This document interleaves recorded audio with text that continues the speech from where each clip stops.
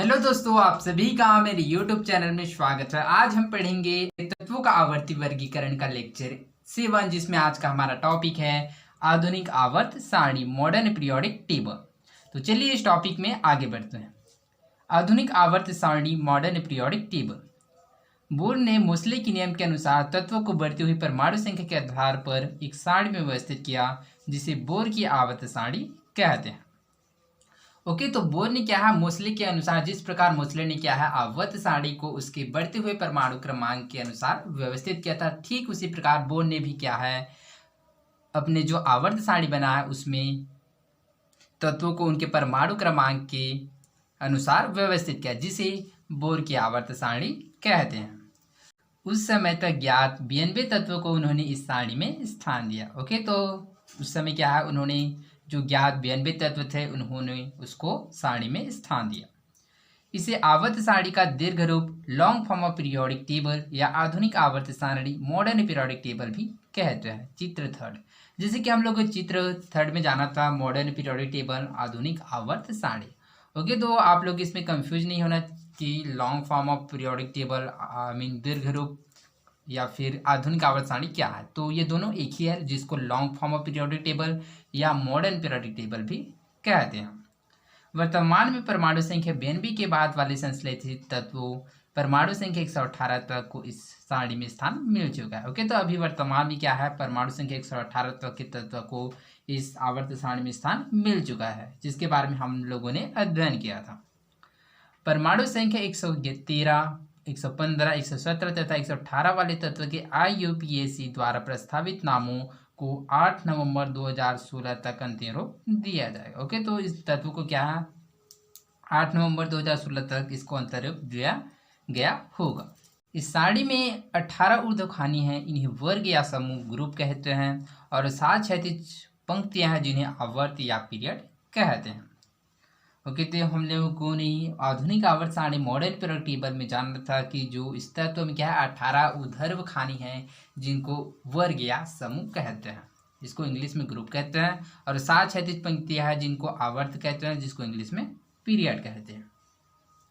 समूह, जिस प्रकार मंडलिक की आवर्त सारणी में तत्व की समूह में स्थिति संयोजकता द्वारा निर्धारित की जाती है, उसी प्रकार आधुनिक आवर्त सारणी में इलेक्ट्रॉनिक विन्यास को आधार माना गया। ओके, तो इसमें याद रखना है कि जो समूह है, जिस प्रकार क्या है जो मेंडलीव की आवर्त सारणी में तत्वों को क्या है समूह में उसके संयोजकता के आधार पर क्या है व्यवस्थित किया गया था, ठीक उसी प्रकार आधुनिक आवर्त सारणी में क्या है समूह में क्या है इलेक्ट्रॉनिक विन्यास के आधार पर उस तत्वों को समूह में बांटा गया है। ओके, तो इसको याद रखिएगा कि जो मेंडलीव की आवर्त सारणी में जो तत्वों का जो समूह बनाया गया था वह संयोजकता के आधार पर निर्धारित किया गया था, किंतु जो आधुनिक आवर्त सारणी है उसमें जो तत्व के जो समूह में बांटा गया है वह उसके इलेक्ट्रॉनिक विन्यास के आधार पर बांटा गया है। समूह 1, 2, 13, 14, 15, 16, 17 और 18 की तत्व सामान्य तत्व कहलाते हैं। ओके, तो आप लोग याद रखिएगा कि जो समूह 1, 2, 13, 14, 15, 16, 17 और 18 के जो तत्व है उसको सामान्य तत्व कहते हैं। ओके, तो ये तत्व सभी आ गए इस ब्लॉक और पी ब्लॉक के तत्व। ओके, तो आप लोग याद रखना कि जो इस ब्लॉक एवं पी ब्लॉक, एक्स ब्लॉक और पी ब्लॉक के जो जितने भी तत्व है उसको क्या कहते हैं सामान्य तत्व। जैसे कि आप लोगों को मैंने पहले ही बताया था कि जो इस ब्लॉक के तत्व में क्या है समूह 1 और 2 आते हैं, और पी ब्लॉक के तत्व में समूह 13 से लेकर समूह 18 के तत्व आते हैं। समूह 3 से 12 तक के तत्व संक्रमण तत्व कहलाते हैं, और समूह 3 से 12 तक के तत्व को क्या है संक्रमण तत्व कहलाते हैं। तो संक्रमण तत्व क्या होता है, तो संक्रमण तत्व उसे कहते हैं तो वे तत्व जिनके 2 कोष अपूर्ण हो संक्रमण तत्व कहलाते हैं।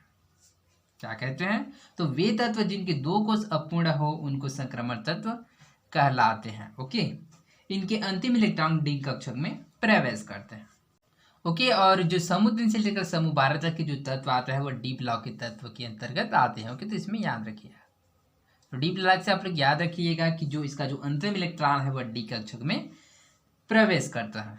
तो चलिए इसको उदाहरण के द्वारा समझते हैं। जैसे कि डी ब्लॉक के तत्व है जैसे कि स्कैंडियम, ये क्या है स्कैंडियम, इसका जो एटॉमिक नंबर जो परमाणु नंबर वो कितना होता है 21। तो चलिए इसका इलेक्ट्रॉनिक कॉन्फ़िगरेशन इलेक्ट्रॉनिक विन्यास करते हैं। तो इसका इलेक्ट्रॉनिक विन्यास करते हैं तो हमको प्राप्त होता है 1s2 2s2 2p6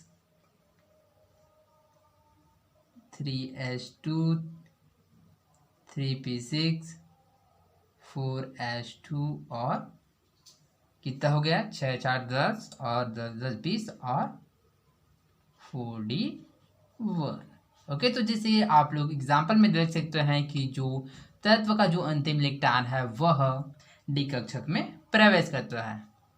ओके तो इस प्रकार से इलेक्ट्रॉनिक विन्यास वाले को आप लोग अगली कक्षा में पढ़ोगे और इस नियम को क्या कहते हैं, अफबाव का नियम। ओके, तो आप लोग इसको आगे कक्षा में पढ़ोगे। तो तब तक आप लोग याद रखना कि जो इस इलेक्ट्रॉन क्या है, जो इसका जो अंतिम इलेक्ट्रॉन है वह डी कक्षक में प्रवेश करता है, उसको ही डी ब्लॉक के तत्व कहते हैं और वो संक्रमण तत्व कहलाते हैं। समूह 3 में लैंथेनम एले परमाणु संख्या 47 के पश्चात 14 तत्व आवर्त सारणी में नीचे स्थित है, जिन्हें लैंथेनाइट कहते हैं। इसी प्रकार समूह 3 में ही एक्टिनियम एसी परमाणु क्रत संख्या 89 के पश्चात 14 तत्व सारणी में नीचे स्थित है, जिन्हें एक्टिनाइट कहते हैं। इन्हें मुख्य सारणी के नीचे इसलिए दर्शाया जाता है ताकि आवर्त सारणी का स्वरूप सुविधाजनक हो। ओके, तो जैसे कि हम लोग समूह 3 में देखे थे, जो समूह 3 किसके अंतर्गत आता है, वो है डी ब्लॉक के तत्व के अंतर्गत आता है। तो लैंथेनम परमाणु संख्या कितना होता है, उसका 57। तो हम लोगों ने देखा था कि जो पीरियोडिक टेबल की स्थितियां है 14 तत्वों का समूह स्थित है। ओके, तो जिसको लैंथेनाइट एवं एक्टिनाइट कहा जाता है। तो लैंथेनाइट क्यों कहा जाता है, क्योंकि जो परमाणु क्रमांक संख्या 47 से लेकर जो 14 तत्व है उसके जो गुण है वह समांतर रखता है, जिसके कारण उसको लैंथेनाइट कहते हैं। ठीक इसी प्रकार समूह 3 में ही एक्टिनियम एसी परमाणु संख्या 89 के 50 14 तत्व सारणी में नीचे स्थित है, जिन्हें एक्टिनाइट कहते हैं। ओके, तो वे भी तत्व क्या है, एक्टिनियम के समानता गुण प्रदर्शित करते हैं, जिसके कारण इसको एक्टिनाइट कहते हैं।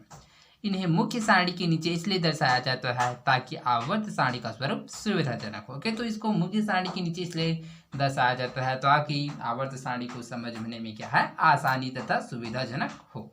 ओके, तो आई होप आप लोगों को समझ आया होगा। तो आज के लिए बस इतना है, मिलते हैं अगले वीडियो में। धन्यवाद।